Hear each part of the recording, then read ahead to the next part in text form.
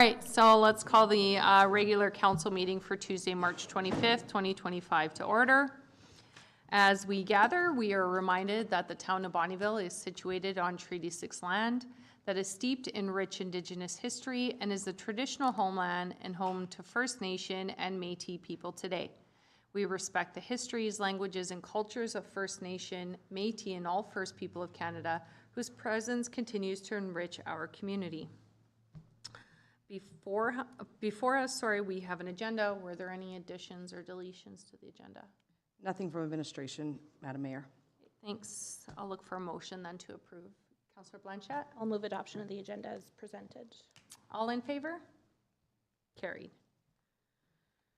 All right, next we have the council meeting minutes from March 11th, 2025. Were there any corrections, deletions, additions? Seeing none. Councillor McAvoy? I will move adoption of the March 11th council minutes. All in favor? Carried. Okay, all right. With us this evening, we have a delegation from the Lakeland Society for Truth and Reconciliation. Karita Vachon, welcome. Please join us.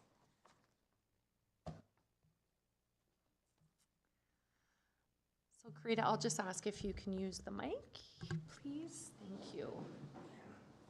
Oh, thanks. Thanks, Mara. Is it on? Okay, the mic is on. Okay. All right, so I'll give you an opportunity to do your presentation, and then we can open it up for questions and comments to council after. Okay. Yeah? Okay, thanks. So, Tansi, kita tamska tinanau, gagio, Karita Vachon, Nitsigason. Greetings. I greet you all. Karita Vachon is my name. I am the president for the Lakeland Society for Truth and Reconciliation. So, as you know, the Lakeland Society for Truth and Reconciliation formed as a registered nonprofit society in Alberta in 2022.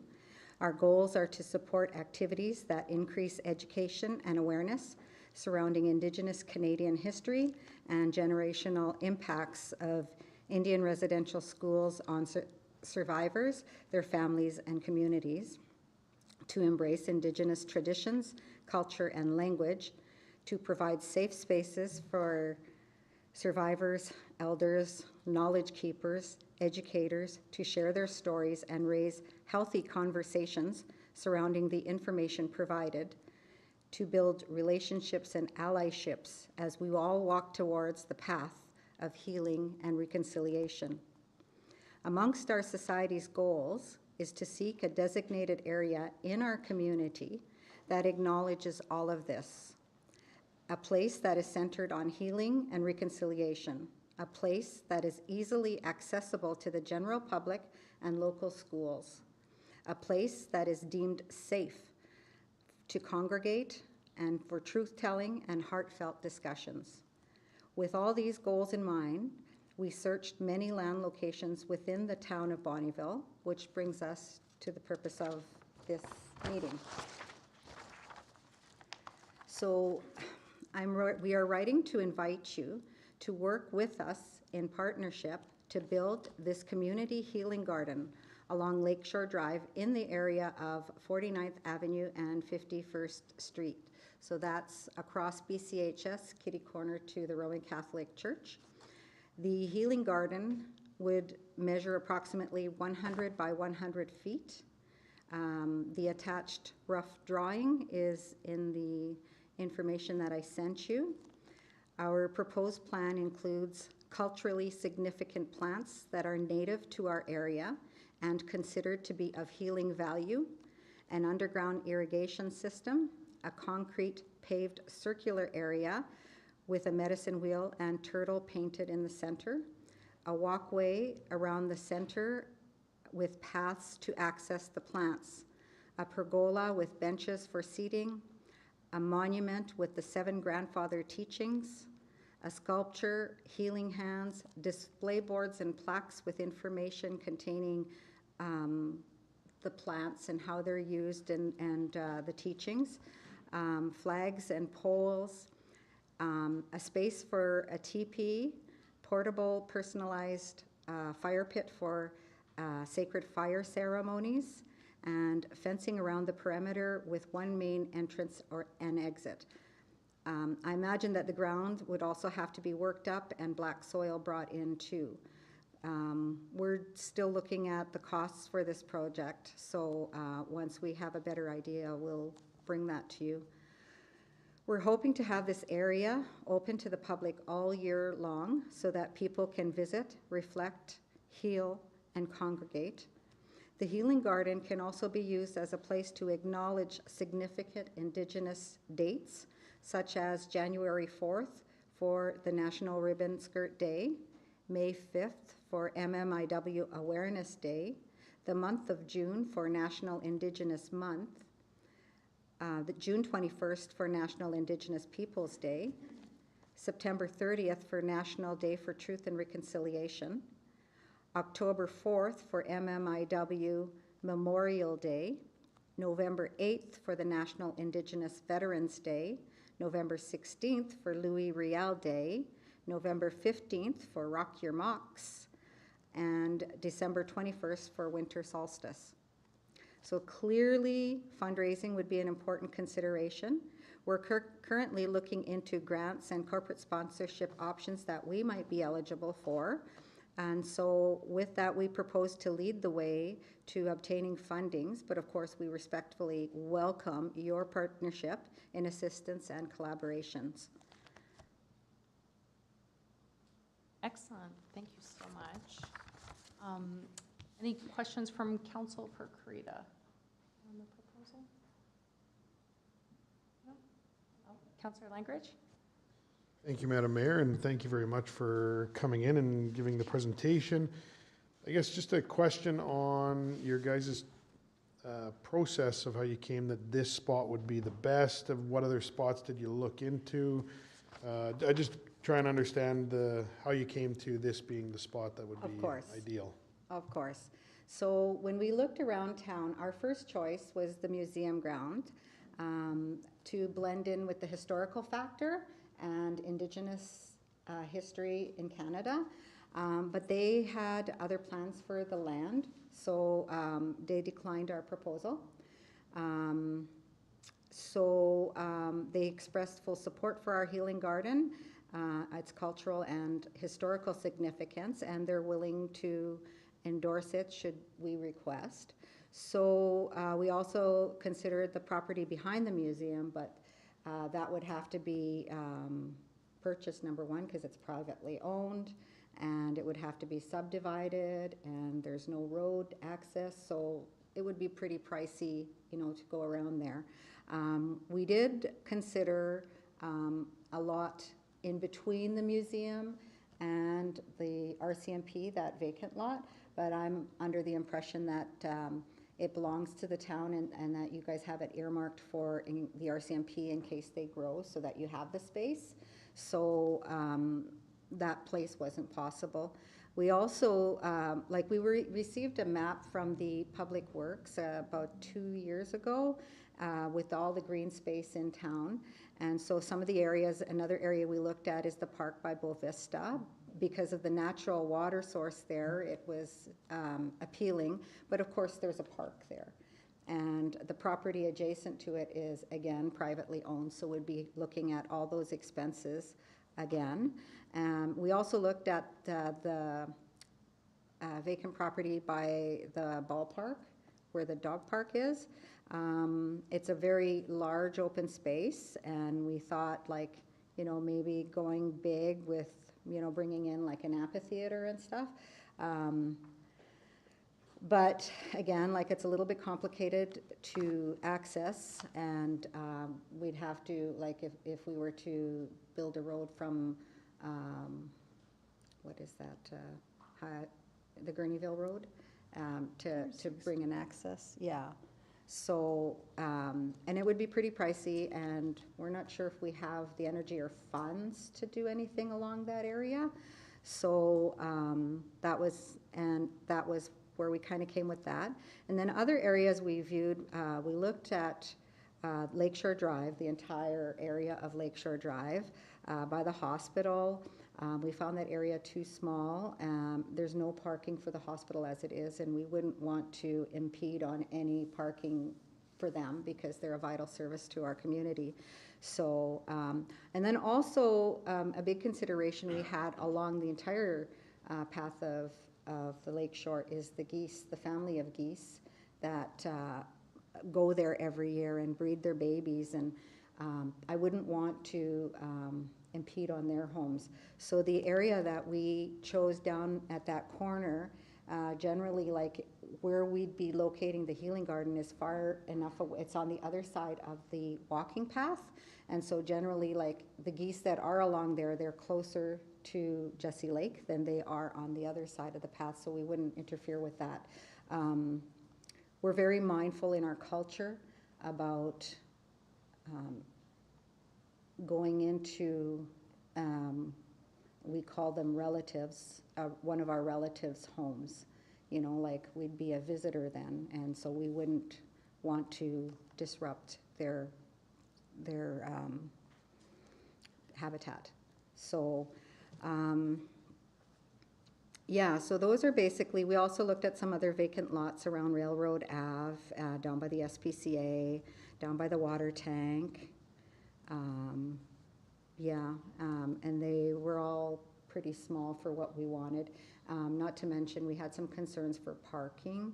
We'd have to take some of the green space away to add the parking, like the grass and stuff. So particularly down, like in the residential area, down past Pontiac Park, there's wider spaces, but there's literally no parking there. So we'd have to put that into consideration. So that's where we got to the point of that corner.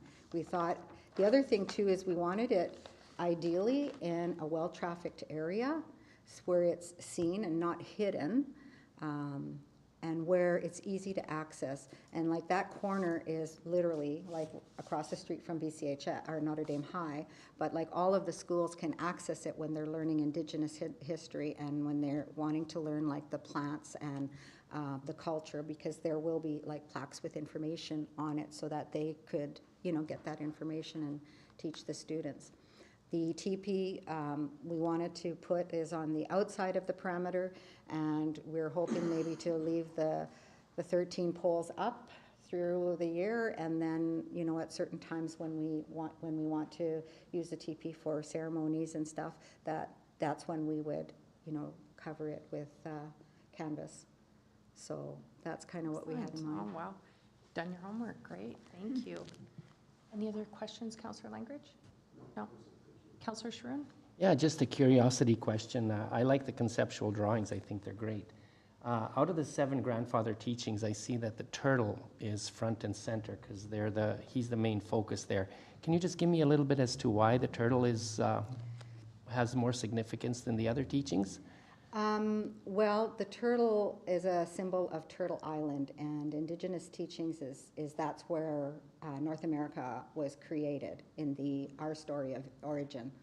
So Sky Woman came down, and there was no land, and the animals, I'm just summarizing it, the animals in the water, they scrambled down to get some earth, and the muskrat was the one who finally was able to get some dirt, and he came up, and the turtle was there, and he placed the dirt on the back of the turtle.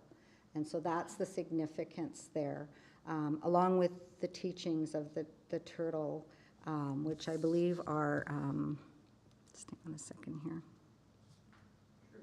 Truth, yes, which is our first truth and reconciliation. So that's why. The idea too about having the medicine wheel painted on the concrete with the turtle in the middle is it'll be able to be seen from above. The creator. Excellent, thank you. Councillor Kushner, sorry. Thank you, Madam Mayor. I love it. I love what you've got here. I can't wait to read the signs about the different medicines that we can use these plants for. That's right up my alley. The issue that I have is we've got a Stantec study going on. I don't know if you've seen the Stantec study, right? And it's a 5-year plan. Yes. And in my mind, we haven't decided anything yet, but we have something that is already earmarked for that area. Would you be willing to work with administration and maybe finding another spot along Lakeshore? Because there's a lot of green space in Lakeshore as we go. I think that one's going to be a very challenging spot to do this, because it's kind of the linchpin of the whole Jesse Lake plan in my eyes. It may be different with other councillors. This is just my opinion. But I don't know if you'd be interested in something like that. I know the lot over by the RCMP building, that's the first I heard that they wanted it for RCMP being expanded. I've never heard that before, Karita, now. So that could be a possibility, but maybe something. Absolutely. Yeah, maybe if you would work with administration on this. Absolutely, Okay. we're open. Our big thing is that we want it open and accessible. We don't want it hidden away, because 100%. like historically, that's been our culture, has been put in the back, hidden. And so we want it available to everybody to learn and to see and to appreciate the culture. Yeah, and I think that Jesse Lake is the perfect location for it. I don't disagree, and I think that the town as a whole and our residents would benefit greatly to have something like this that's visible and accessible. And I think that's the key word is, as you mentioned, you want people to be able to either from the school or going walking, and so do all we. And again, just piggybacking on Councillor Kushner's comments, that I think it is a great time for this, because we are working out a vision of what we want around Jesse Lake, and we are moving forward with this. So I think it's a really good time for you to work with our administration to find that spot. I really do appreciate you coming in and all the work that you've done with this. I know you've been talking, as you mentioned, for a couple of years, so I'm so happy to see this, and I appreciate your presentation this evening. Thank you. Just add one more point. Yeah, quickly, please. My name's Rita Poirier. Yeah. I am a descendant of some of the first people that came as settlers to the Bonnyville area, and why it felt so perfect over by Railroad Avenue is where the homesteaders came in when they came in 1907 and beyond. And that's why we had thought the perfect place, partnering with the museum, and then the disappointment of not being able to partner with the museum, and now finding out that the land isn't earmarked for the RCMP. That land over by when we all walked onto that land over by the museum, all of us, even myself, who is non-Indigenous at all, I felt that felt like a home for this healing garden. My husband is Indigenous, he's been out there as well, and we've had many elders in planning with us, and they love the idea of having it and having the fruit trees around, and to join with Truth and Reconciliation. Good. Thank you. Thank you so much for providing that. Yeah, speaking of the fruit trees too, like I'm not sure, like if we'll be able to do the same kind of fruit trees that we had, like because of the museum being on the outskirts of town on the edge, we had like some ideas of having like some berry trees, like some raspberries and Saskatoons, which are very important culturally, and some other trees, and that all of the plants here will be available for people to pick and use, and including the fruit trees, and to some to some degree, like if we expanded on that might help our lower incomes that could benefit from the extra food that's there for the taking, as well as some of our houseless in town, that are also struggling from meal to meal. So. Good. Excellent. Thank you so much. I really appreciate this, Karita. Councilor, are there any other questions or comments? Seeing none, we'll forward this on and make sure that administration reaches out and, Okay. try to find a spot. I think, as I mentioned you know, Jesse Lake is a really good spot, and I love your design here, and how can we incorporate this and work with you to Right. have something there? So Well- I know Renee's, her and her team will reach out to you. Yeah, so Jesse Lake was actually in our earlier look-arounds, it was one of our first go-to because of the natural water source and the importance of using all five sources, five senses, rather. Like at the museum, where we would have the water, we would bring in a fountain so that you'd have the vision of water and the sound of water, so this way you're engaging those senses. So, yeah. I also have a Thank you. list of potential grants that we've been looking at. There are lots that we would be eligible to apply for, but we need the land secured Yeah. before applying, so. Of course. And I think that's where the collaboration with the town and working with administration can help, help you with that. All right, Excellent. Thank you so much, Thank Rita. you. Appreciate all your work and your time this evening. all right, thank you. Thanks for joining us. Hi, Marcia. Hi. All right. Okay, next, we have a public hearing. Okay, so I will look for a motion to move into public hearing, please. Counselor McAvoy? I will move, that council moves into public hearing. Thank you. All in favor? Okay. I declare the public hearing open. I'll turn it over to administration to present the item, please. Thank you, Madam Mayor. The town of Bonnyville has had a request to close a portion of the lane at the back of 4802 47 Avenue. The intent is to close this section of that lane, which is dead-ended up against the lodge, so that the Bonny Lodge residents could use it as a green space along with the now empty lot at 4802 47 Avenue. Council passed the first reading of this bylaw on February 25th, and the bylaw has been advertised in the Bonnyville Nouvelle for 2 consecutive weeks as required. As part of the process, a public hearing is also required. Okay, thank you. I will open it up if there's anyone present who'd like to speak for or against the bylaw.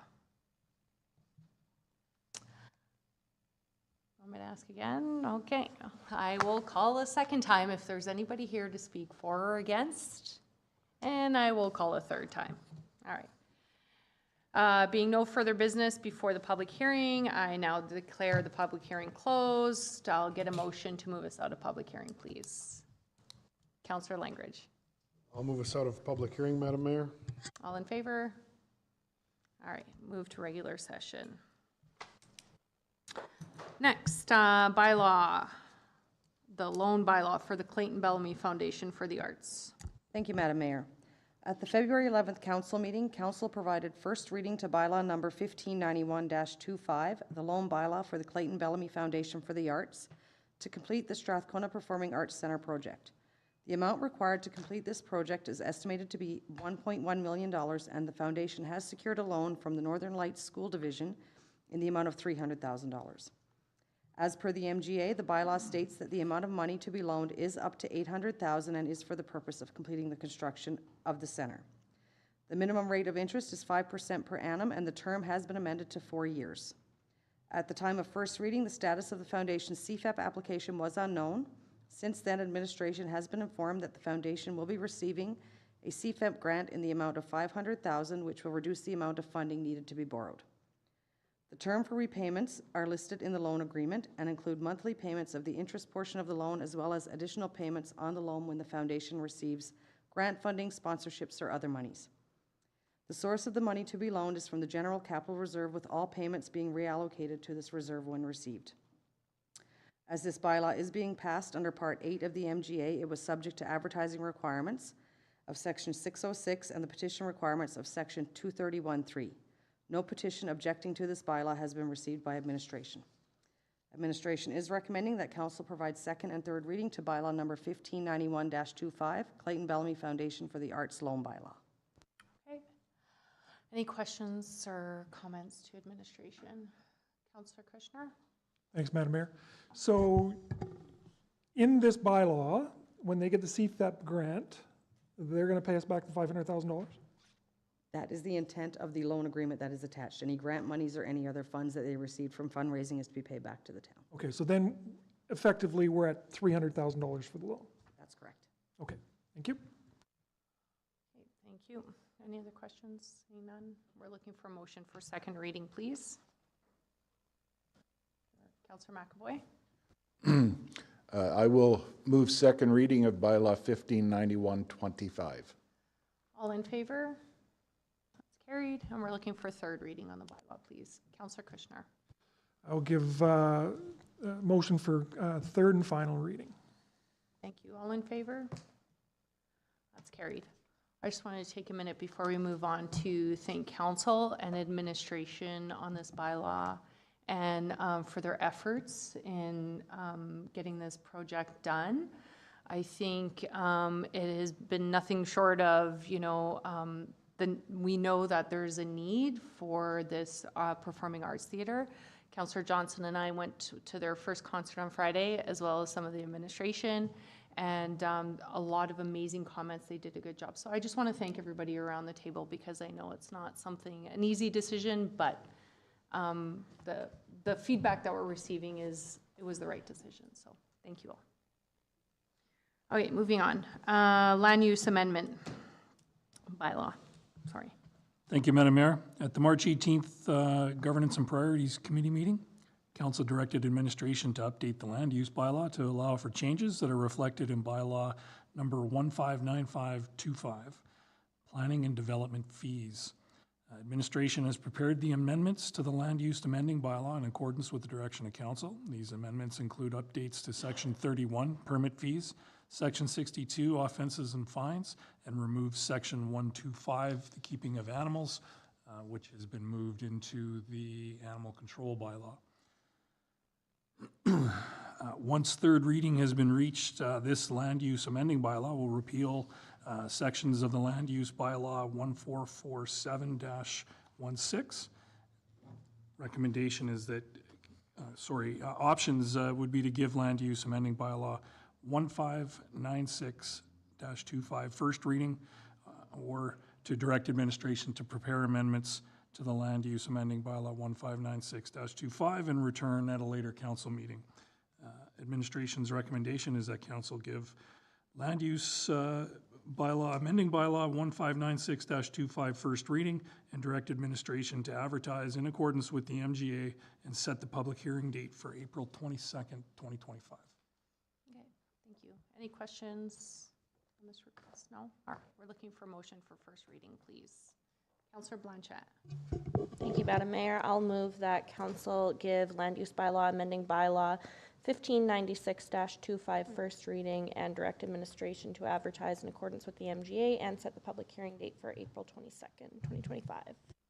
Great, thank you. All in favor? That's carried. Next, bylaw, community standards. Thank you, Madam Mayor. At the March 18th Governance and Priorities Committee meeting, administration presented draft bylaw 1597-25, community standards bylaw, which includes a more focused approach to nuisance factors of vacant or derelict properties. Updates to the community standards bylaw include increased ability to secure structures in the case of absentee landlords, greater clarity in the definitions of unsightly, vacant, and derelict properties, increased the costs of penalties and fines, and specific language regarding camping in town and light pollution. These updates will allow greater flexibility to manage issues arising from unsightly, vacant, or derelict properties. Attached, you will find the draft bylaw 1597-25, as well as bylaws 1375-11 and 929-86. Both of those would be repealed once third reading has been reached. Options are to provide first reading to bylaw number 1597-25, to amend bylaw 1597-25 and provide first reading, to provide all three readings to bylaw 1597-25, or to defeat bylaw number 1597-25. Administration is making a recommendation that council provide first reading to bylaw number 1597-25, the community standards bylaw. Thank you. Any questions for administration? Okay. Councillor Kushner? Thanks, Madam Mayor. Just on the recommendation, why just the first reading through to administration and not all three today? Through the chair, back to Councillor Kushner. We did talk at the GNP about possibly going for all three readings, and after further consideration and discussion with the interim CEO, we believed that the magnitude of the changes are big enough that we wanted to do first reading tonight and give everybody a chance to see it, chew on it, and if there were any amendments that arise between now and the next time we bring it forward, everybody has an opportunity to discuss. I'm just looking at the time frame because, you know, a lot of this will be through the summer months. And, you know, if we're another 2 months down the road, you know, anyway, just my thoughts. Thank you. Councillor Blanchett? Through to administration, if we provide first reading tonight, is the intention to bring this back in 2 weeks? That would be the intention, would be at the next regular council meeting to bring it back for second and third. Excellent, thank you. Okay, good. Okay, we're looking for a first reading then, please. Councillor Sharoon? I move that we provide first reading to bylaw number 1597-25, Community Standards Bylaw. Okay, thank you. All in favor? That's carried. Next, bylaw on planning and development fees. Thank you, Madam Mayor. Again, at the March 18th Governance and Priorities Committee meeting, Council directed administration to update the planning and development fees bylaw to include a fine that would equate to double the development permit fee for lapsed development permits. Bylaw number 1595-25 as drafted includes this fine as well as an increased fine for building without a permit and other minor housekeeping items. Should bylaw number 1595-25 receive three readings, bylaws number 1399-13 and 1565-24 would be repealed. Administration's recommendation would be for council to give first reading to bylaw 1595, planning and development fees. Okay, thank you. Any questions for administration?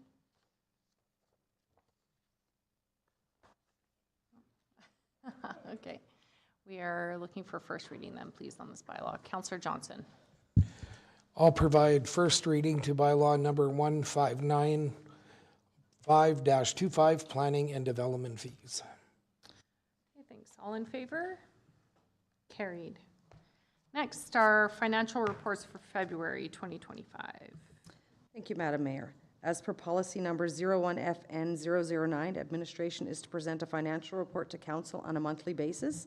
This is the February financial report, and it includes the bank reconciliation statement, the operating budget financial report, the capital budget financial report, and the capital project listing to date. We are recommending that council accept the February 2025 financial report as presented.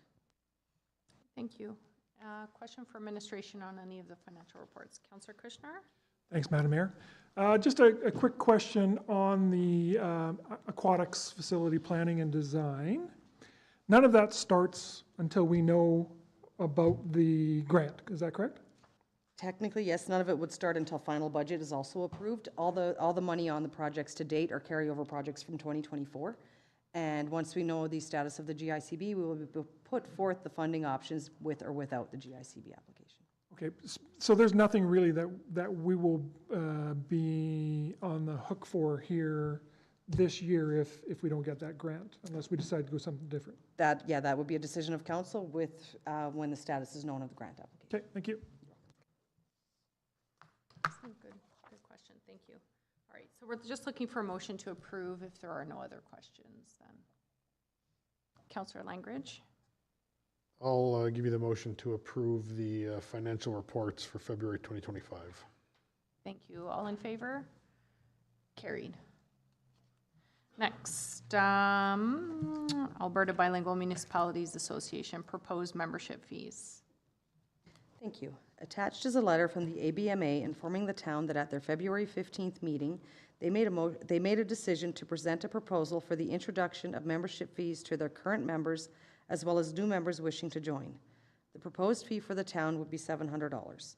ABMA would use the membership fee revenue to expand their initiatives, provide more resources to members, and advocate for the needs of bilingual communities across Alberta. Administration is recommending that council inform the ABMA that they are in agreement with the proposed fee schedule as presented. Okay, thank you.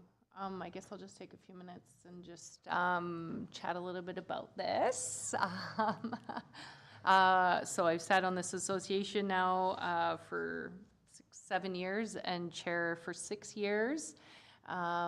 We've essentially ran with no operating money at all, and we've been doing a really good job. Currently, we have 15 members, so 15 municipalities who are members. And in that time, we've worked diligently on building relationships and collaboration. Most notably, the project we have from the provincial government, whereas they sought us out and gave us $75,000 to work on bilingual signage in municipalities. And we just also were awarded a project in collaboration with some municipalities out of Quebec, so provincial government there, who's looking at expanding French language and French initiatives throughout Canada. And so we work tirelessly on things like tourism and now immigration within Canada. But we're getting to a point where we need the operating dollars, not only because I do it on the side of my desk, which is fine, but in order to apply for grants, a lot of times they're looking for buy-in and they're looking for the matching funding, which we don't have. So we've been lucky so far, but we're at a crux where we need to build and keep these momentums going. And so as a membership and members, we decided we were going to propose a fee schedule. What we took a look at actually was the one from NAGO, is what I had proposed, and we just slashed that in half because we thought that it was a good breakdown as far as members and villages, towns, cities, and so that's how we came up with this. But anyways, that's just a little bit of background of how we got to this point. So I'll open it up if anybody has any questions for administration or myself. Go ahead, Councillor Kushner. No real questions, just a comment that anytime that we can collaborate with other municipalities and other groups like this, I think is a good thing. NAGO has been fantastic for the region, I think. I know some of the stuff that this organization has done as well, so kudos. I don't have any problems with, unless anybody else has any issues with it, I would bring that motion forward. Thank you. Any other questions? No? All right. Are you going to make a motion then? Sorry. I will make a motion that administration inform the ABMA that council is in agreement with the proposed fee schedules as presented. Thank you, Councillor Kushner. All in favor? All right, carried. Okay, next, the Bonnyville Centennial Center request for reserve funds. Thank you. Administration received an email from the Centennial Center with a copy of their March 3rd meeting minutes requesting the use of $106,000 from the C2 Capital Reserve for the purchase of a reverse osmosis system. The total cost of the system is $212,000, and a similar request has been submitted to the MD. Currently, the C2 Capital Reserve has a balance of $142,505.85. Administration is recommending that council approve the use of the C2 Capital Reserve funds up to $106,000 for the purchase of a reverse osmosis system. Thank you. Any questions on this request? Councillor Kushner? Yeah, just wondering why is this needed at the C2? What's the purpose behind it? Does anybody know why that would be? Drinking water? Go ahead, Councillor Johnson. This is to do with ice making. It helps keep the ice clear for logos on the ice, and it does make a better quality ice. I first heard about this from a relative of mine who ran rinks down east, and he was asking about our system a few years ago, and I'm like, huh? We don't have one. So our new GM is recommending it. He had installed them in previous rinks that he worked at, so that's why. Perfect, thank you. Yeah, well, our new GM's been doing a really good job of taking a look at some of the infrastructure in there and the aging infrastructure, so we're really just starting to bring things up to date. And then we had a study done, I can't recall exactly, but I know that they identified a few things that need to be upgraded and changed, so I think this is headed in a good direction.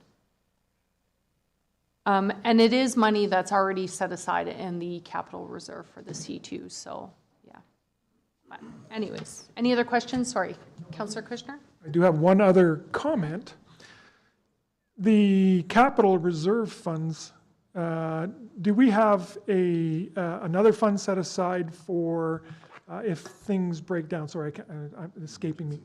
Not so much emergency, a capital replacement fund for, so is this the same fund as that? Because in reality, we're going to have boilers go down. We're going to have Zambonis go down. We're going to have capital things go down.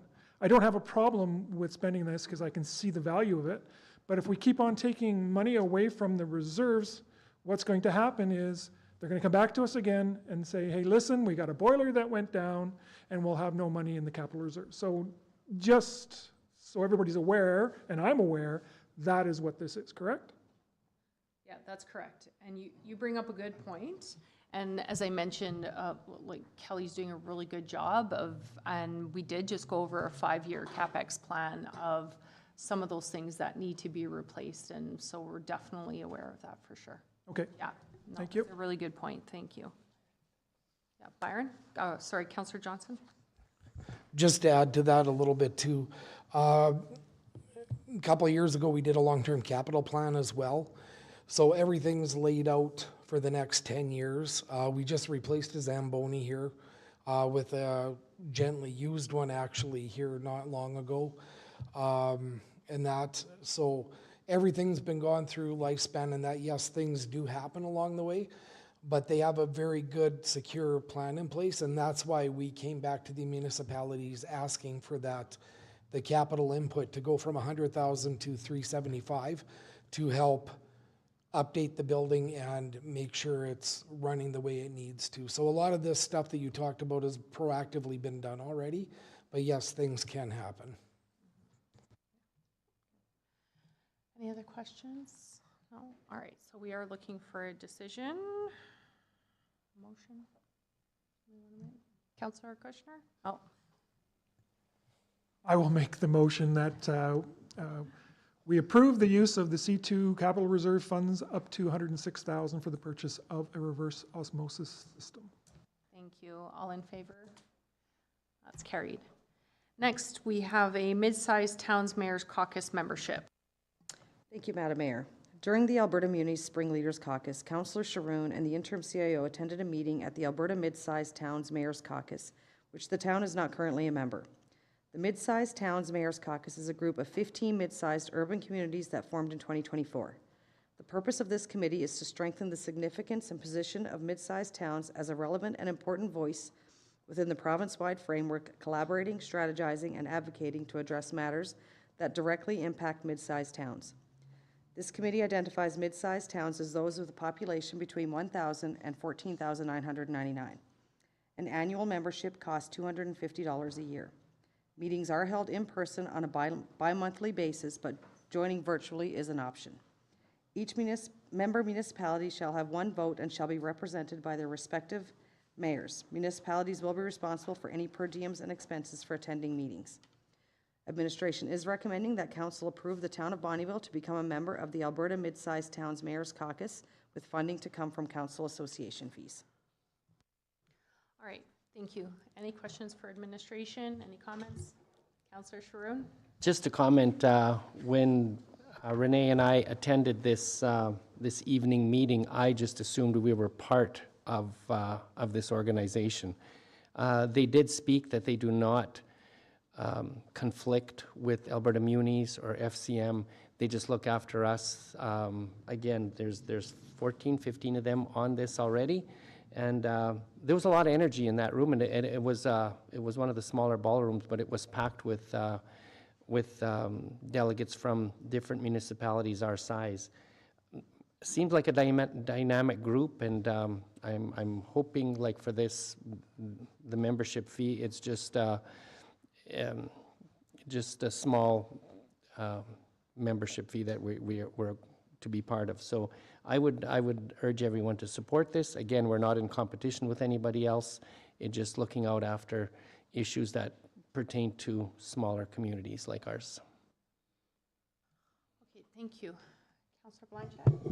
Yeah, I just had a clarifying question, and I think that Councillor Shrew might have just answered it. So this is a group that's not a committee of AV Munis. They just had a meeting at the Spring Leaders Caucus? Yes, they have their annual meeting during the Spring Leaders Caucus. Okay, and then I guess my other question would be, like, what is the difference in having their advocacy efforts and the representation we have for towns on the AV Munis board? This one is representing just towns. I know they also have another one, Mid-Sized Cities Mayor's Caucus, and this one is focused more on towns of, between 1,000 and 15,000, talking about the infrastructure needs and everything with the province. Thank you. Any other questions or comments? Okay, are we, Councillor Schrer?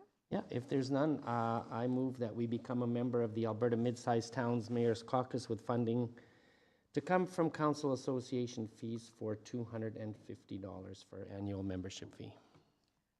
Thank you. All in favor? Carried. Next, demolition grant policy for 2025. Thank you, Madam Mayor. At the March 18th Governance and Priorities Committee meeting, Council directed administration to prepare a policy to facilitate grant funds for the demolition of derelict buildings. Administration has prepared policy number 25 PD 103, a new grant policy for the demolition of derelict buildings. Total amount allocated to the grant program is $60,000.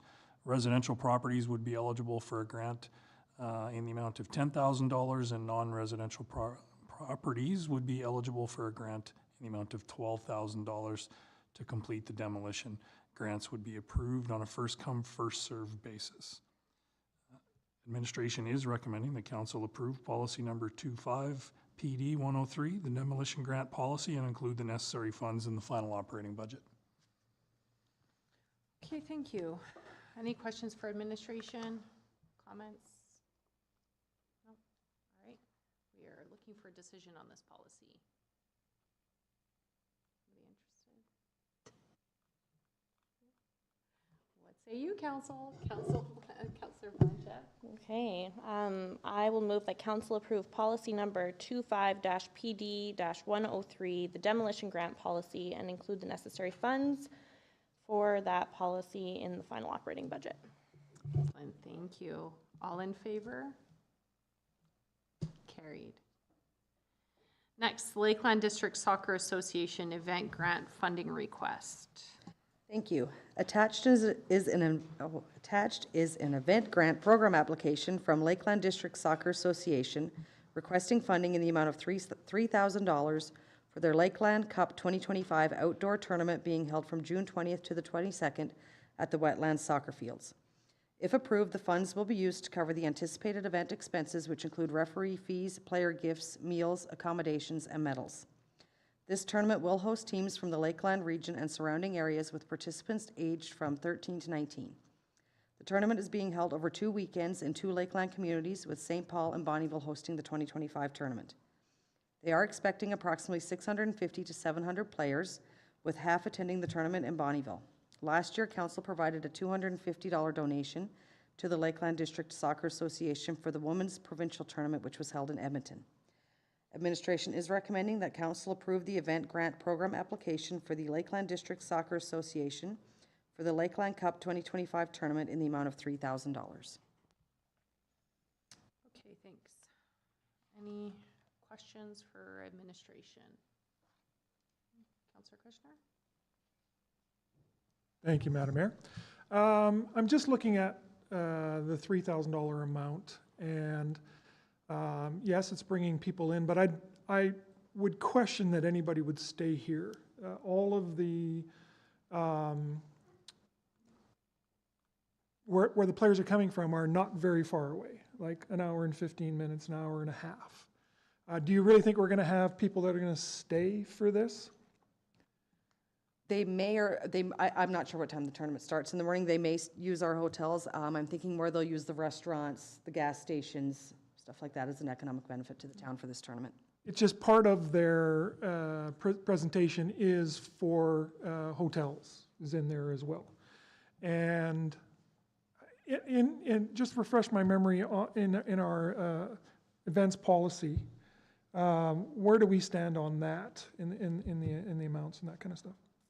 Anybody that is hosting a tournament within the town can have up, for a regional tournament, it is up to $5,000. Administration could have approved a sponsorship in the amount of $1,500, but because it's over that amount, that's why it's before council, but regional is up to $5,000. Okay, thank you. Thank you. Do we know what they're using the money for? It does say their event expenses for referee fees, the player gifts, the meals, accommodations, and medals. Okay, okay, I see. Thank you. Yeah, it's hard. There's no guarantee, that's for sure. I mean, the hotels, I think, the gas stations, and for sure the restaurants, but. Council, any other input? Looking for a decision. Councillor McAvoy. I will move that council approves the application for $3,000. Okay. All right, motion on the floor. All in favor? Opposed? Carried. Okay, extended producer responsibility launch. Madam Mayor, Alberta is moving to an extended producer responsibility EPR program for recycling most single-use paper, plastics, and household hazardous waste material beginning April 1st. The EPR will shift financial burden of collecting, sorting, processing, and recycling residential waste away from municipal governments and taxpayers to the producer. If the town of Bonnyville decides to ratify proposed agreements with Product Care for the HSP stream and circular materials for the PPP stream, we will be compensated for recycling services currently offered to residents. Commercial recycling volume is not included in this program.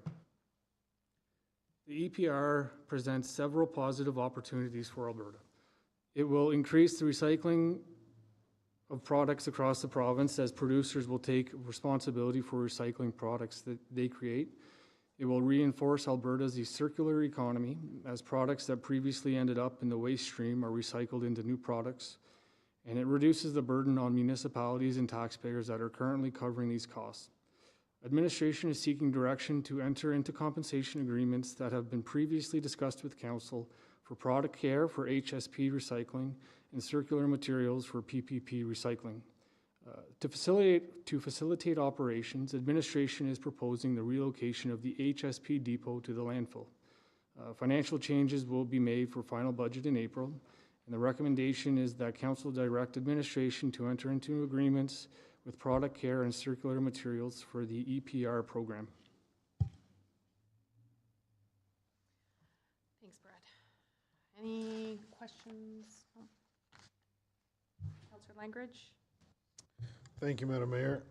And I guess more just of a comment that we touched base on this at the last governance and priorities meeting, and I feel that, you know, administration has done a good job of exploring the options, and these agreements, from my understanding, are 16-month agreements before some changes that we'll be seeing in 2026. So I would be prepared to make the recommendation that council, that we direct administration to enter into the agreements with Product Care and circular materials for the extended producer responsibility program. Thank you. All in favor? Carried. Committee reports. We will start with Councillor Johnson, please. Thank you, Madam Mayor. March 15th, I attended the Family Fun Day at Pontiac Park in association with the Alberta French Association. A good turnout all day long, people coming and going. Cooler weather, I think we had a little less people this year than last year, but they weren't staying as long, but we still had a really good turnout. Looks like everybody was having fun, and Thanks to all who came out. March 18th, I attended the Governance and Priorities Committee. March 19th, we had our AGM for affordable housing. March 20th, I went up to Lac La Biche to the Portage College meeting with the Board of Directors. And last night, we had a C2 board meeting, and that's all for me. Alrighty, hey, I was absent on the March 11th meeting, so I'll quickly just skate back. February 27th, we had an Alberta Winter Games meeting. Things are moving right along. I can say that we should be receiving a delegation from the Alberta Winter Games to give council an update in the next couple of meetings, just so we can understand where the event is. It's coming along quickly. We're less than a year away now, and things are ramping up very quick over at their office at the Centennial Centre. February 28th, we had a Alberta Council webinar on the provincial budget. March 3rd, a police committee meeting along with a C2 meeting, my first one that night. On Tuesday, March 4th, the library meeting, and then also had the photo op for the hospital gala check presentation. And then all the way down to March 18th, the governance and priority meeting. Yesterday, March 24th, the Ardmore School had a group in learning about municipal government. That was a fun thing to take part in. And as well as another C2 meeting last night. And that's it for moi. Thank you. On the 12th of March, I had the Chamber AGM meeting.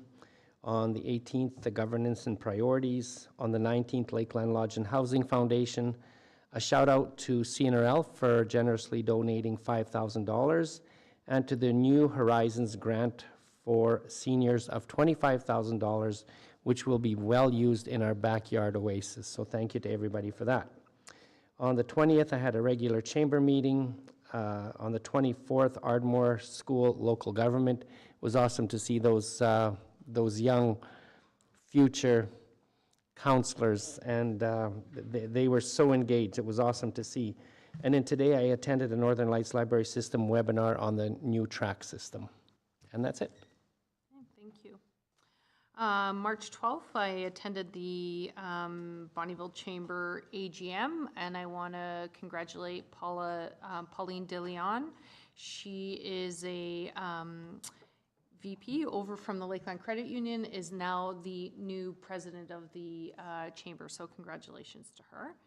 And then on March 13th, I attended, along with Reeve Kalinsky, a tour of what's called the RTOC Real-Time Operations Center at K Division.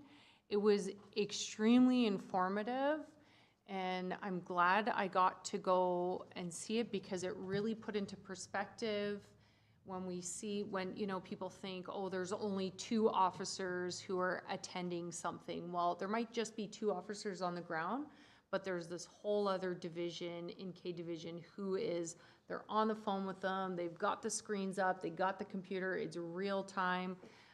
Actually, when we were there, and Renee joined me as well, there was something ongoing in the Athabasca Lac La Biche area. So, you know, seeing it on the screen and how they were all involved. So it really goes to show that there's a bigger team than maybe what we actually see here. So that was really good.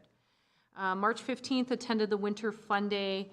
Again, kudos and thank you to the town and La CFA for the collaboration on this event. I see it growing, and I'm so happy. There were so many people from the community that came out for that.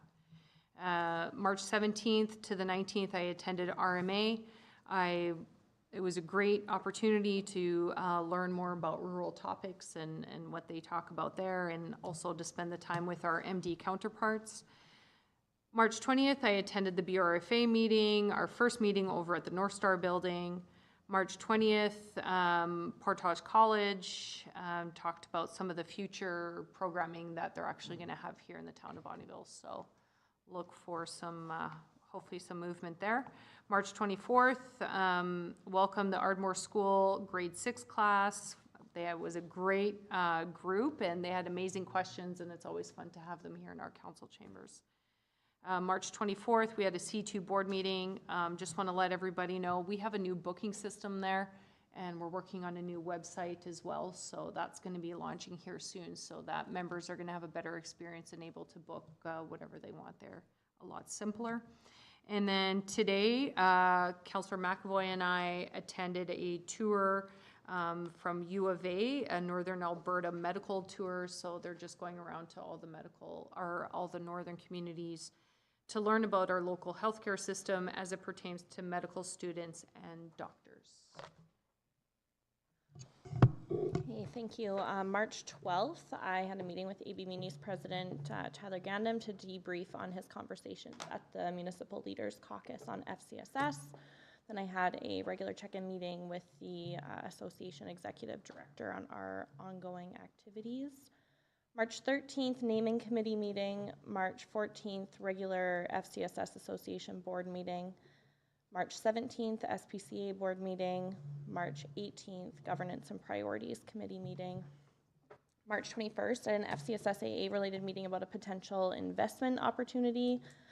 And then yesterday, along with other councillors, I was here at the town with the Ardmore school visit. That's all for me. Okay, March 12th to 14th, I completed the week-long assessment review board training session successfully. March 18th, governance. March 19th was Lakeland Lodge and Housing. And just to add to David's comments, our vacancies are within target. We have about 4 in each lodge in Cold Lake and Bonnyville, which is within our target occupancy, so that's good. And I know they will be looking forward to the development of the Oasis in the back. March 20th, I attended the Bonnyville Regional Fire Authority Board meeting and the Portage College Board meeting with other members of council. March 24th, the local government presentation to the Ardmore School, which I found very interesting. It was very good debate. The kids were very into what was happening, and I think that's the first time ever I've seen the mock motion pass to put cats in leashes. Note mock motion. Yeah, please clarify. And then March 25th, the Northern Alberta Medical Program site visit along with Madam Mayor, which is quite interesting. It's the University of Alberta is setting up a second campus for training doctors in Grand Prairie. And the focus of the second campus is to primarily focus on rural medicine and family doctors. And it was a very good discussion. The hospital here and the medical clinic here participate in those programs already, but they're looking to get further into them. And over the next 3 to 4 years, was it? There's going to be a significant increase in the number of positions and seats in medical school for doctors, which is encouraging. And the focus of both Lethbridge and Grand Prairie is to create doctors to work in rural areas. And then I came to council. Phil? Thank you. March 15th, went to Family Fun Day.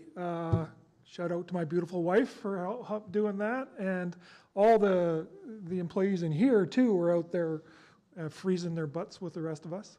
And on that same vein, I would really like to talk about the pride of community that we're starting to see in this community now. Thanks to Public Works cleaning up all the lakeshore, all the dead trees that needed to come down, all the brush that had to be taken down. You see the excavators out in the ice taking down all that stuff. It looks fantastic. I'm so proud of our little town, and that's been one of our pillars, is to have pride of community. And I think that we're really starting to really have that more and more and more all the time. And so I'm very proud of the town of Bonnyville and all the staff here at the town. March 18th, Governance Priorities meeting. March 20th, like Madam Mayor said, our first meeting at North Star for BRFA. And yesterday, I had the first intermunicipal subdivision appeals board meeting. And that's all I have. All right, thank you. Okay, under correspondence, we have an invitation for the grand opening of the Strathcona Performing Arts Center. If you haven't had an opportunity to respond to Tracy, maybe let her know if you can make it or not. And then we have a proclamation. Whereas this year, Autism Speaks Canada's campaign initiative is to celebrate differences, to show support, understanding, and acceptance for people with autism. And now on behalf of the town of Bonnyville, I do hereby proclaim April 2nd, 2025 as World Autism Awareness Day in the town of Bonnyville. And I urge all citizens of our community to light it up blue to create a more inclusive world for all people with ASD. Okay, we have our Appendix A, community organization funding up to March 18th. Any questions for administration? No? All right, we've got a couple items in camera. If I can get a motion then to move into camera, please. Councillor Johnson.